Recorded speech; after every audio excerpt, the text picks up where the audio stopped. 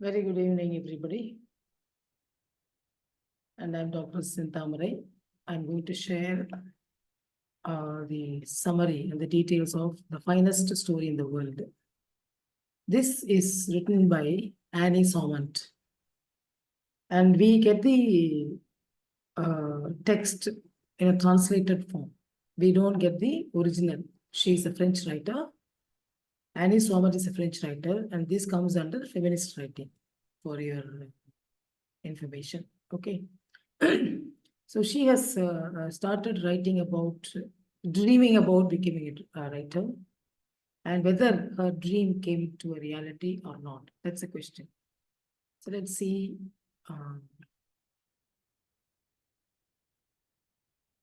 Yeah. Annie Somant was a French short story writer and English to French translator. She also translated several works from English to French. She was well known in both languages, because when you translate, you need to know the source language as well as the translating language. Somant started as a specialist in English literature and an English to French translator. And she translated many books, and most importantly, books by V.S. Naipaul, Nadine Gordimer, and John Fowles, among many other writers. And she's known for her short stories. She has been writing short stories for 20 years and now has some 200 short stories to her credit. And she won a many number of prizes for her work, including the Prix Concord de la Novella for, it's a French prize, French award given by the French government. And the 1989 SGDL Short Story Prize for one of her work, and then Renaissance Short Story Prize for La Viola Quel Bonheur. So this is the very short introduction about that. And now I'm just going to show you the text of this short story. Then I'm going to move on. All right, please. I'm going to read out the story, then explain what it is all about. So this is a dream of a young girl, whether she can become a writer or not. So what's the big deal in becoming a writer? Why can't a woman or a girl become a writer? Is it any different, or is it any difficult for a woman or for a girl to become a writer? Because usually we have many men becoming writers. If you look at the statistics, we have got many men who became very famous in their writing. But if you consider female gender, we can't have the equal number of writers in female gender. So her wish, young day wish or childhood dream was to become a writer and to write the best, finest story in the world. Look at the adjective given. The comparative degree given is the finest story, which means to say the finest story in the world, the entire stories. And if you look at the story collections, you have got millions and millions. And most importantly, French literature is meant for stories. Guy de Maupassant is a very great French writer, storyteller. And this story talks about she wants to write the best. Only her story must be considered as the best story in the world. That's what she wanted to write. And this particular work is translated by Elizabeth Falaise. All right, look at the opening sentence. Okay. We are done. Let's get things properly organized. Yes, the list as usual. Look at the sentence structure. This is what is called stylistics. Yesterday I was talking. Okay is one sentence. Yes is another sentence. The list is another sentence. As usual is another sentence. See, there's just two words. Two words is considered a sentence here. And yes, one word is a sentence here. Do you get any meaning? Or can you understand anything from this particular opening sentence? Say, for example, okay, which means to say she is convincing herself or she is coming to a and understanding that, okay, this is what we have to do, like compromising on several factors. Let's get things properly organized, which means to say she's not properly organized previous. Yes. Yeah, she's confirming, self-confirmation. The list. What is she going to organize? The list. What list? We have to wait and see. And look at the other adjective, as usual, which means this is nothing new. This is the routine of this particular lady or of this particular girl to write the list, to organize the list. All right, it is usual to do the list. Now, she goes on to do what she wants to do.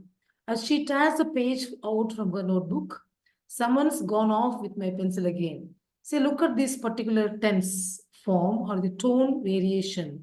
She tears the page out from her notebook is given in third person singular. She, which means to say she is the third person, someone observes her doing it, tearing the page from her notebook. And again, the next sentence takes a shift in the tone.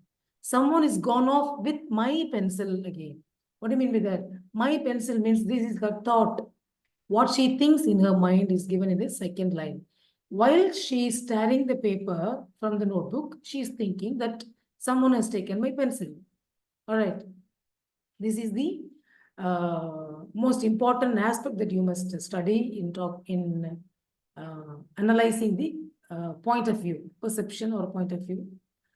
First one, the list: dry cleaner, medical bump, parents' evening, appointment, water, high drainage, paint, adapter, cleaning stuff, frozen food oil. So she keeps on writing list. This looks to me as a to-do list. Usually I have a habit. Today I did it later, I mean much late in the afternoon. But usually when I wake up in the morning or when I go to my office, the first thing that I do is to write down the list of things that I must do it every day. So this looks like a to-do list. When she goes out, she has to carry, because sometimes we forget things, So she's writing out a to-do list. And from then she's going to go on. She gets back from the dry cleaners. She gets back from the dry cleaners, crosses that off. She goes to dry cleaner and she finishes what she wants to do. So she is striking it out, which means to say she's not going to, that's done. That particular work is done. So crossing. She fills in the medical expenses claim form. That is also done. Jane had flu, then asthma. Jane is the character in the story. She had flu, like cold, and then she had asthma.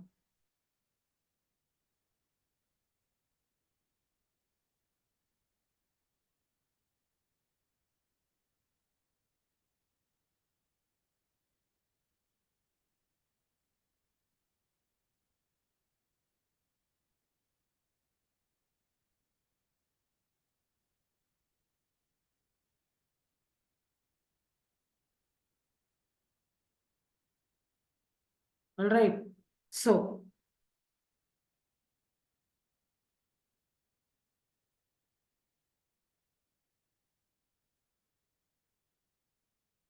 she's talking about her lists goes on and on. And then she sticks to the stamps on the form. Must get Pascal to sign in and send it off to his firm insurance. So she keeps on thinking what to do, what not to do.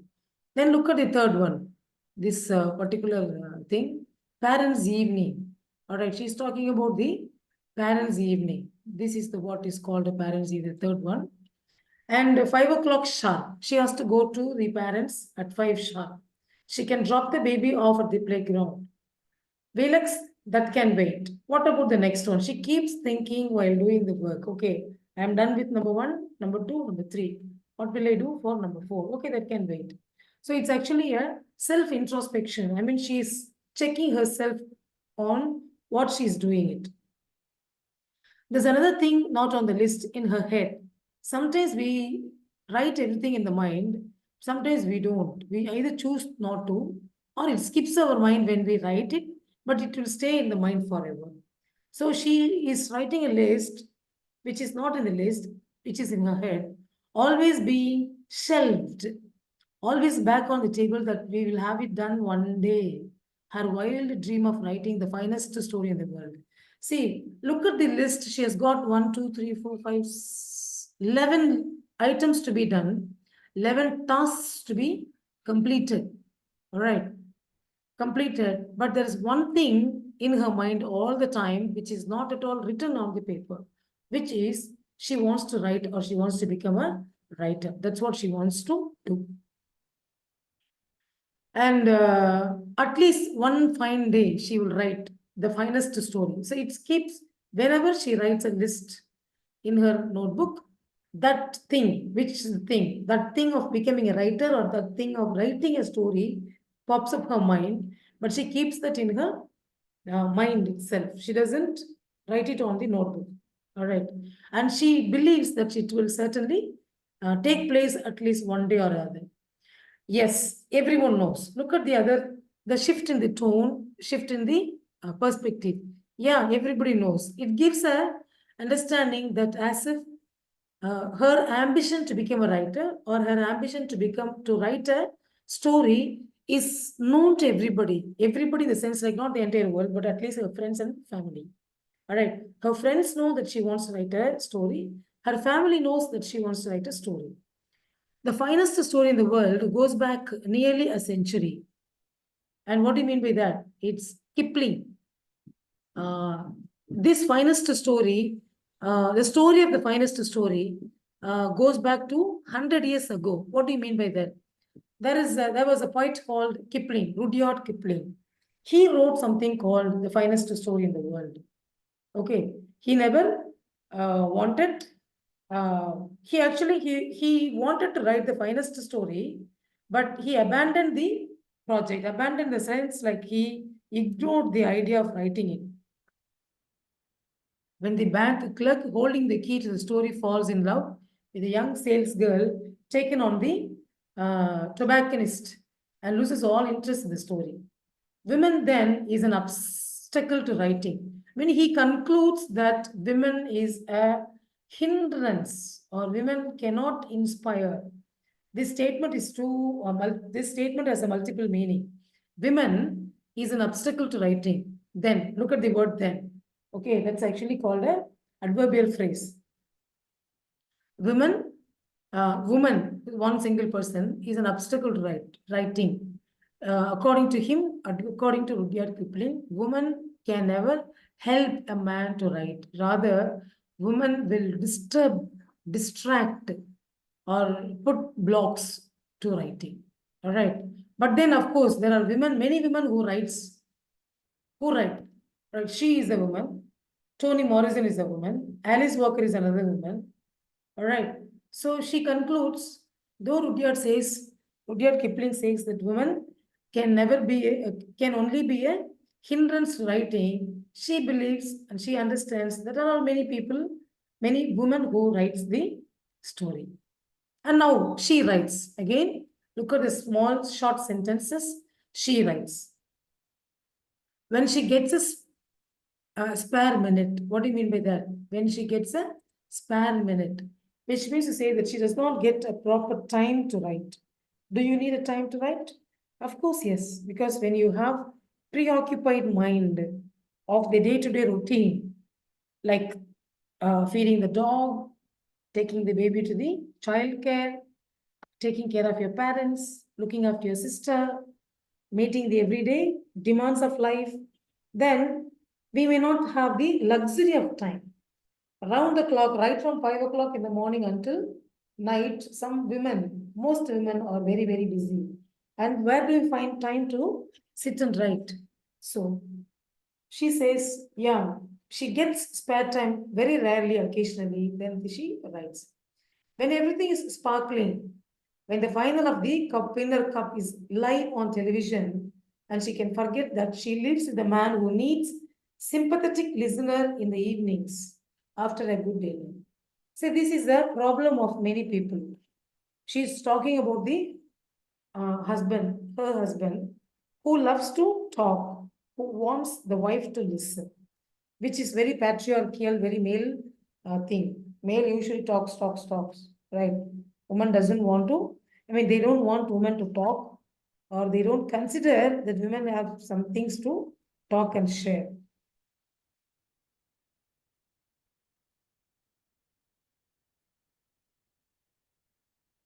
All right. So look at the last sentence of the paragraph after a good dinner. See, look, if you look at the sentence construction, this is, the style is given like distorted. It does not follow what style is called, linear style of thinking. It's all about thinking. She thinks back and forth. That's why she writes like this. She starts cooking, she starts writing. The ozo boko bubbles gently, then turns into cinders. She opens all the windows, puts the charred pan in this to soak, gets out a tin of sausages with lentils, meal in a minute. She's so quick to prepare a meal. No way is a burnt dinner going to mean the end of the finest story in the world. Look at this funny thing, huh?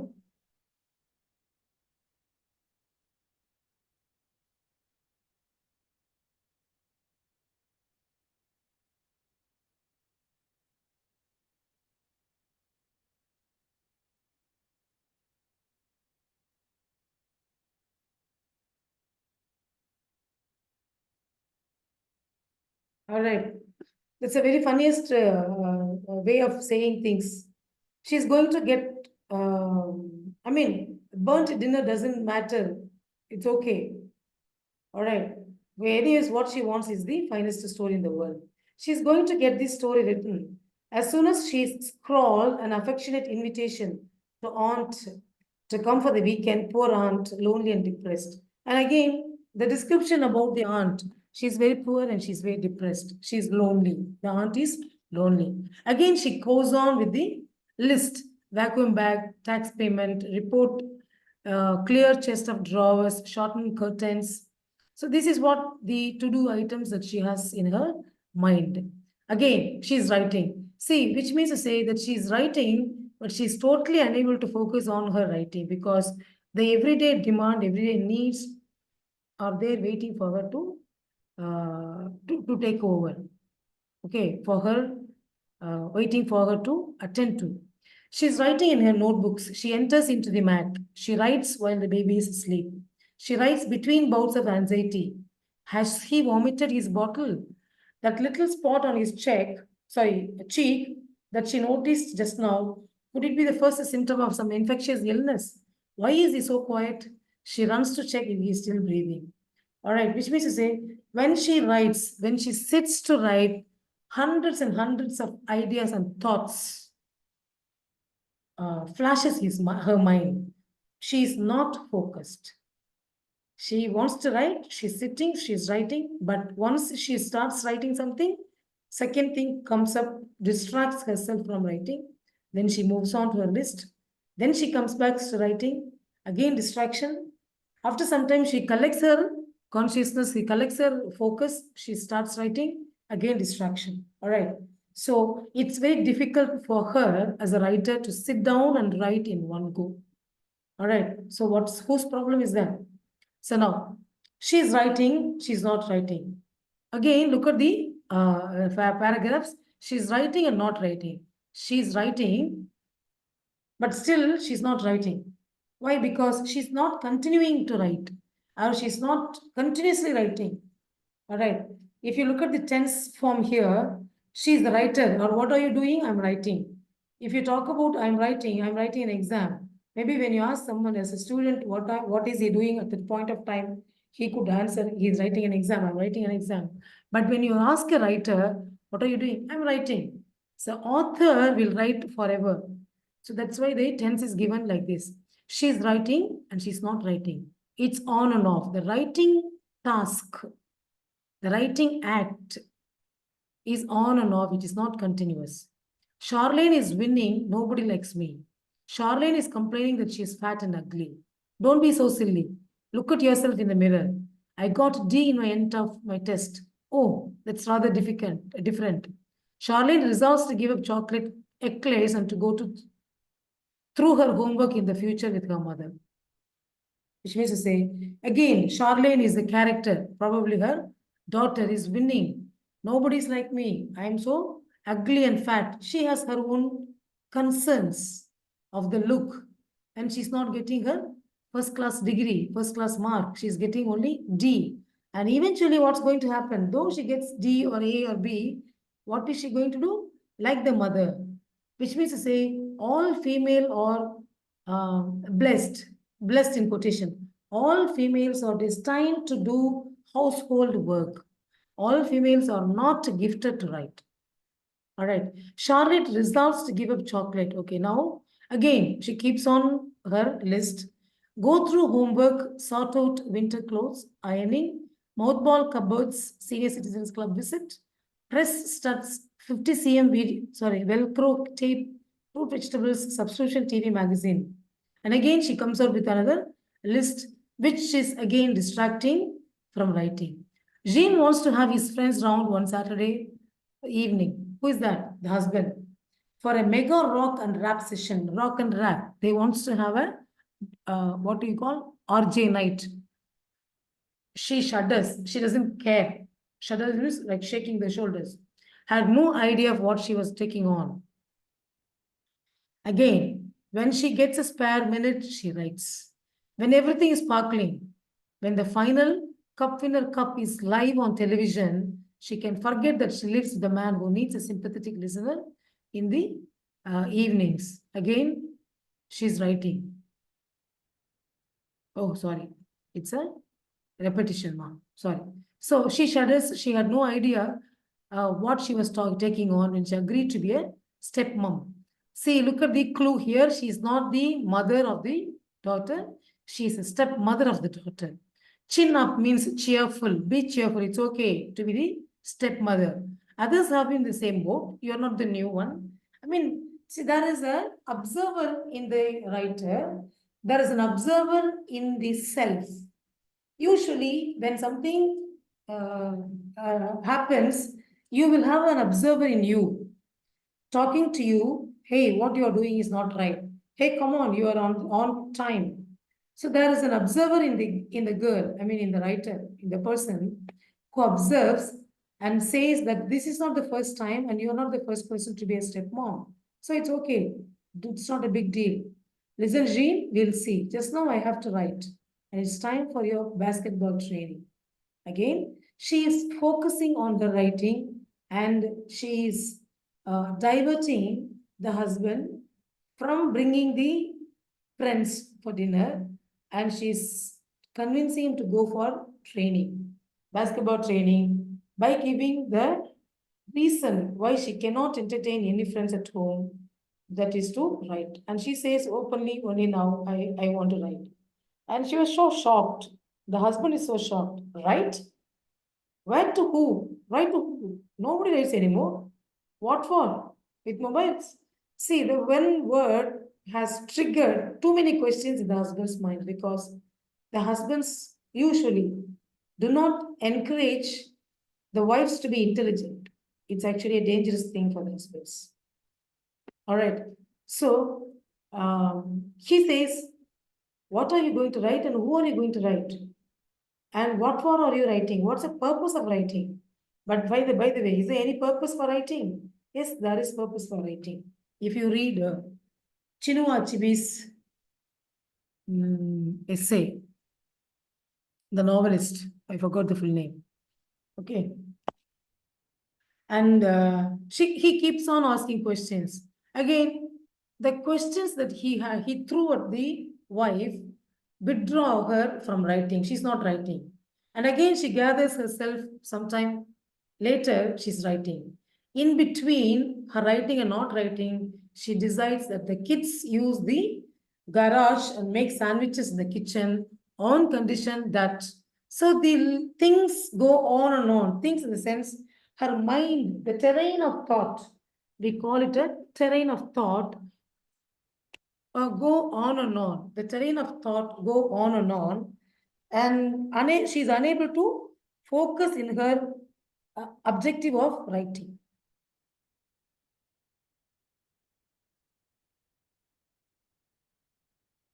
Okay, so What are the thoughts, the demands of the children? That the kids can go to the garage and they have to cook the sausage and so on and so forth. And what's the point in having conditions when the promises are bound to be broken? Don't let Jean get on at you, advises Pascal, retreating the safety on his study. This from a man who has never been able to say no to his son. From a man who has a study. Look at the sentence or the phrase here.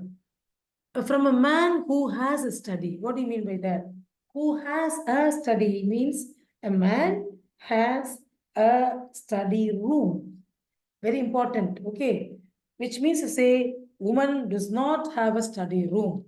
I don't know, in this modern world, whenever I go visit a newly constructed house, I'm curious to see if they have a very small, even the smallest room for the kids to read, like a study table, Almira with books, or a study corner, not a big room, but a smaller one. And for it's also unfortunate in Indian houses that we don't come across. I mean, most Indian houses, we don't come across a study place. So, which we hear, the statement says a study means the husband has a study room, whereas this wife does not have. And she feels sorry for that. Look at the next para. A room of one's own. What do you mean by that? Room of one's own talks about another feminist writer. Um, I forgot. I forgot the name. A room of one's own. Uh, the writer talks about how come a woman. Yeah, sorry, it's about Virginia Woolf. It's about Virginia Woolf. She talks about how easy for men to have a room. To have a room. Whereas women or girls do not have a room, they have to be along with the boys or with the parents or in a common place. You can just visualize your house. Boys usually take the privilege at home, and girls are always treated next to boys, not the prior, not the prime attention or the priority. So a room of one's own. The man has a room, whereas the woman does not have. How can she sort out a refugee for herself in a house of modest proportions in which the children all have their own room and dad has a study? See, if you look at this statement, everyone in the room, in the house, has a room, and the husband has a room as well as a study room, whereas the woman does not have a room on her own or a study for her own exclusive use. There's no bar on writing the finest story in the world on the kitchen table. Okay, now she's convincing herself. Is it a big deal? Why am I making such a big complaint that I don't have a room to write?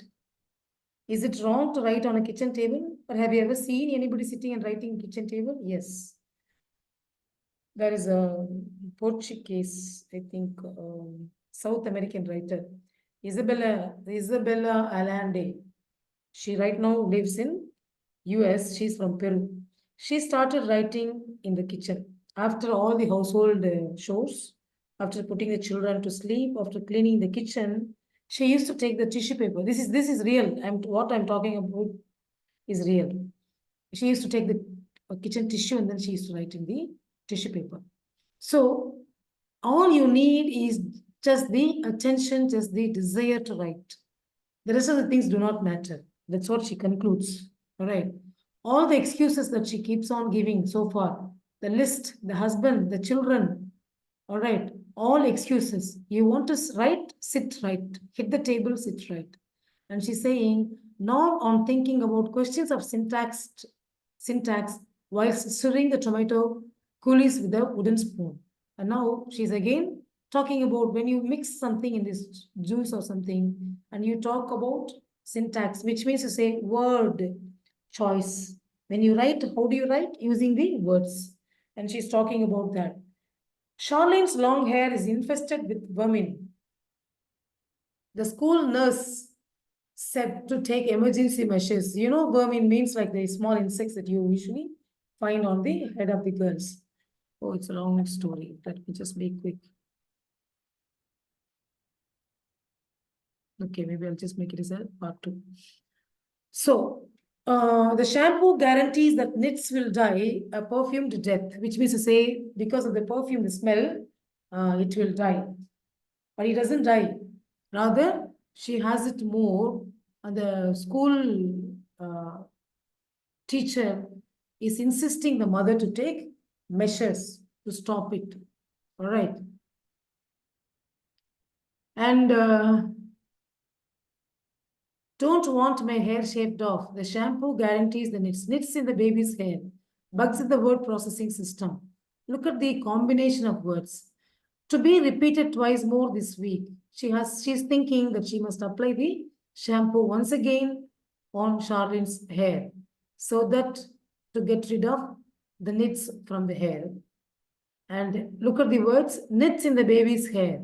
It's actually bugging. If you have nits on the baby's hair, it will just keep disturbing the children, the child. It will not allow the child to have a peaceful time or rest, even sleep. Bugs in the word processing system. What do you mean by that? Word processing system. You think, but you're unable to think. That's called the bugs in the processing system. Women and computers, Jean sniggers. I mean, he is unable to accept the fact that how could women sit and work in computers, as if the whole entire computers is meant for the boys. All right. So you just pressed shift when you should have pressed alt. And thinking she changed her the keyboard. Instead of pressing shift, she pressed alt. Shall I put it right for you? He suggests. Good Samaritan, which means to say somebody is to help. See, this is a wonderful piece of writing. I mean, the style is so good. It's it's reflectory. I mean, she reflects while writing. Good Samaritan, immediate, instant comment, instant reciprocation of the husband. Not bad. He's here to help, like very lively. Okay, for the rock and rap session, she will supply an enormous pizza and a whole crate of cans of Coke. Why? She's now ready to serve the Cokes and cans of Cokes and very big pizza because he has volunteered to help her in writing. She will send Charlene off to her best friend's house for the night because if she is going to stay, the daughter is going to stay, then the husband cannot have a party with their friends. So she is going to send the daughter away to the friend's house. All right. And suggest to Pascal that it is about time they visited the grandmothers. And she's not going to disclose the fact that they're going to have the party, but rather she's going to lie that they're going to visit the grandparents since it's been a long time. What a lie.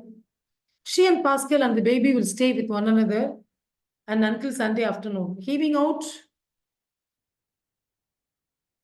through the hatchback a mountain of stuff, holding pot, high chair, pack of nappies, jars of baby food, inflatable bath, cleansing milk. Hello, stranger. And now she's carrying all such things. Excuse me, and I have to attend to this call.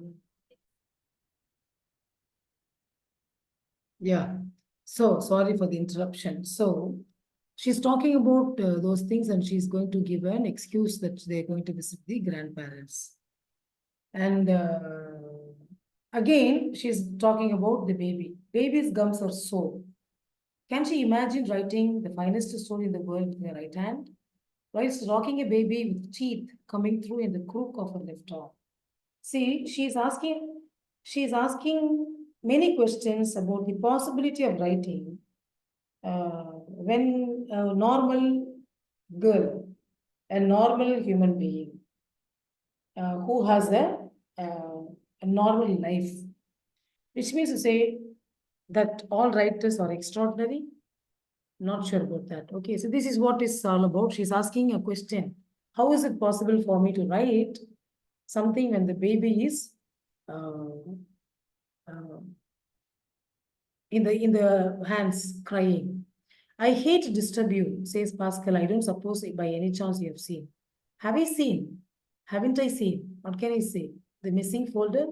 The watch that Pascal takes off and puts down in a different place every night? The credit card that he is quite sure he put away in his case? Jean's Game Boy? Charlotte's fluorescent box?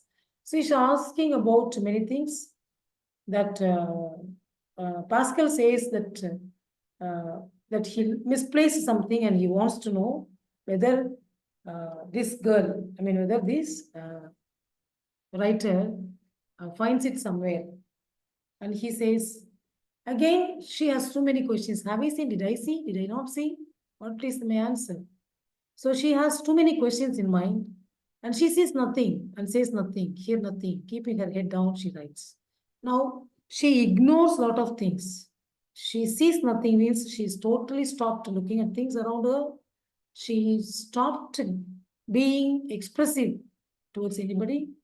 She doesn't want to listen to anybody. And putting her head down, she started writing.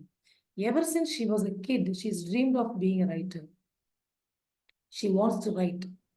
That was her only childhood dreams. Without ever telling her parents, they would have shrugged their shoulders. Where does she get these funny ideas? Her mother would have added the girl's need only. Yes, spin wool and keep house. Peace at last. Then the telephone. It's a very sarcastic, feminist, sarcastic work, this particular story. The mother, if she at all she expressed her wish to become a writer to the mother would have expressed or would have laughed at her idea of becoming a writer. Instead, the mother would have said, you better stay back at home, spin wool, and then keep the house clean, maintain the house, be a housewife. Peace at last. By doing this, we'll be at peace with oneself, with the entire world. And of course, you have the telephone. If you're not, if you're bored, you have the telephone. You can just call your friends and talk. Elsa, her best friend, way back. Hello, Arvel. Jetted is having an affair. So this is again a interlude that she talks about what are the possible things that she can talk to the friends when the friend is on the telephone. The 10th time at least, or even the 20th even, that Elsa has wrung her in desperation. Help, he's been having an affair. That could be the subject of the saddest story in the world and the most farcical. The computer is purring. Charlene watched the plug. Have you saved it? Pascal opens the door a crack. Armel, would you have second read to over my article? You're so good at spelling. So while doing, she keeps instructing people to help her, each one job. Okay. And Charlene is complaining. The baby is just ridiculous. Throws everything he's given on the floor. Next time, young man, I'm not picking up your car up. The Ferrari crashes noisily to the floor. Too bad, I warned you. The baby starts howling. The baby actually is not allowing the writer to write. Just at that moment, the health visitor rings at the door. And now who is the person? Disturbs the health visitor. Sorry, just a routine visit. Don't take it in the wrong way. But it doesn't matter to him because her train of thought is disturbed. Her writing mood is disturbed. Her flow of ideas is disturbed. But unfortunately, she cannot express any of these things to the health visitor.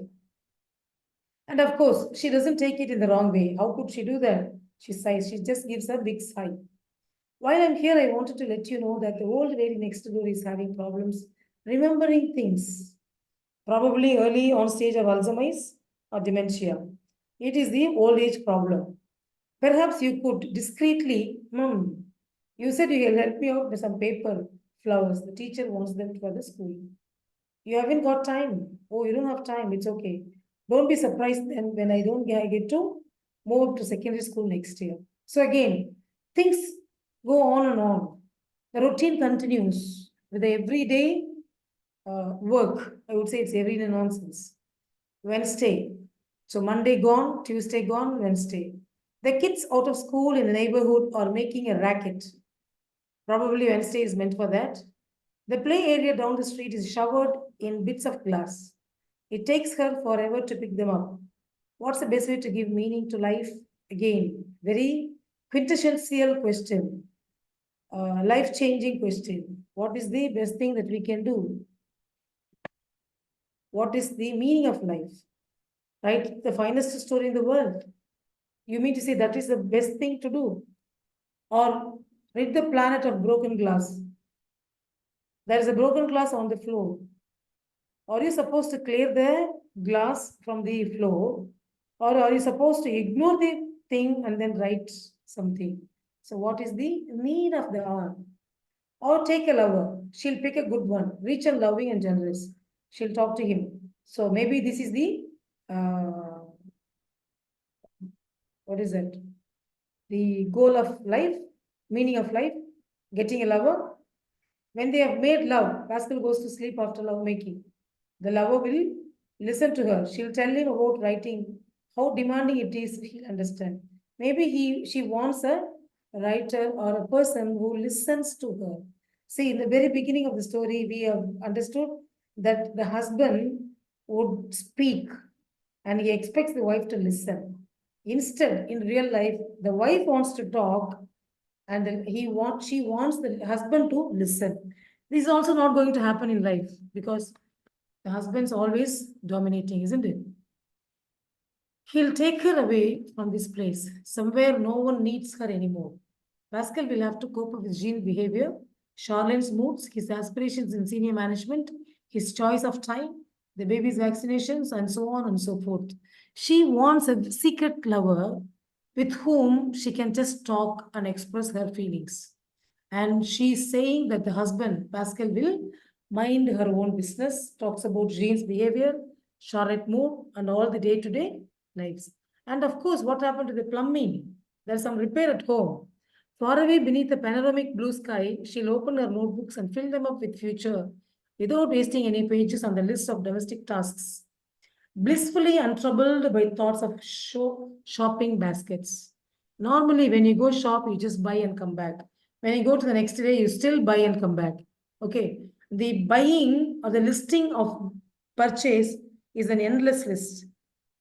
All right. So she says she wants a place, maybe under the sky, and she wants a person who can help her to reach the place, sit down, where she can sit down, open the notebook and write without bothering of all these everyday nonsense.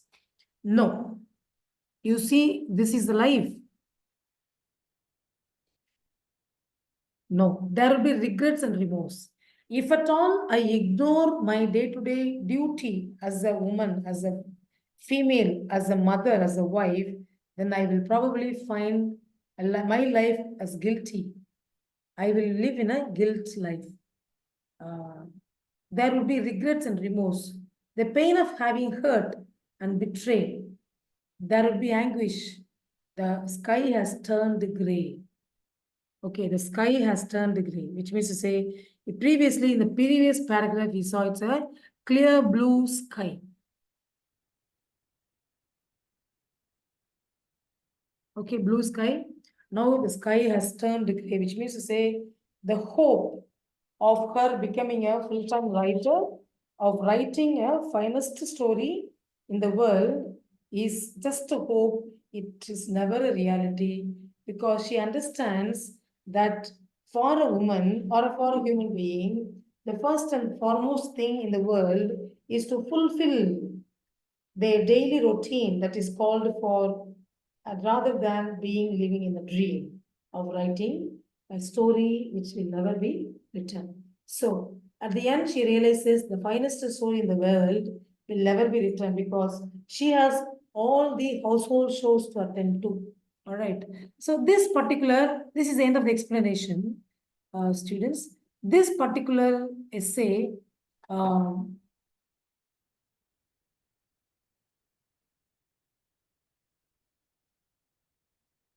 this particular essay or this short story talks about 2 to 3 things in general. Number one, as a feminine, as a female, we never get a chance to write or we can never give priority to our own ambitions than the family commitment. Number one. Number two, in her stories, she says that men has more freedom, men has more choice to do what they want to do than female. I mean, this is not the final statement of the author of the world, but this is her observation.